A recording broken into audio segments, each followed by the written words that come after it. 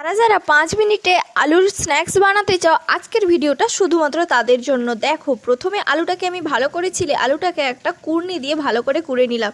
তারপরে আমি ভালো করে জল দিয়ে আলুটাকে ছেঁকে নিলাম। তারপরে আলু কোড়াগুলোর ওপরে আমি দিয়ে দিলাম একটু কর্নফ্লাওয়ার দিয়ে ভালো করে একটা ডো তৈরি করে নিলাম। ডোটা থেকে আমি লেচিগুলো কেটে নিচ্ছি। দেখো, তারপরে লেচিটাকে গোল গোল করে একটা শেপ দিয়ে রেখে দিয়েছি। তারপরে এখনই হচ্ছে দেখার পালা। একটা চামচ দিয়ে আমি একটা হাসির আলু তৈরি করে নিলাম। তারপরে এটা দিয়ে আমি ভালো করে তার চোখগুলো এঁকে নিলাম।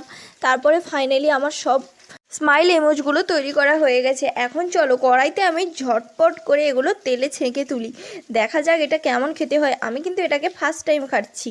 তারপরে দেখো, তেলটা গরম হয়ে এলে আমি কিন্তু এগুলোকে সব কটা তেলের মধ্যে দিয়ে দিলাম। তারপরে একদম লাল লাল করে এগুলোকে ভেজে নিচ্ছি। দেখো, আগে কিন্তু চ্যানেলটাকে সাবস্ক্রাইব করে দিতে হবে এটা দেখার আগে। তারপরে দেখো স্মাইল ইমোজগুলো কি দারুণ হয়েছে দেখতে আর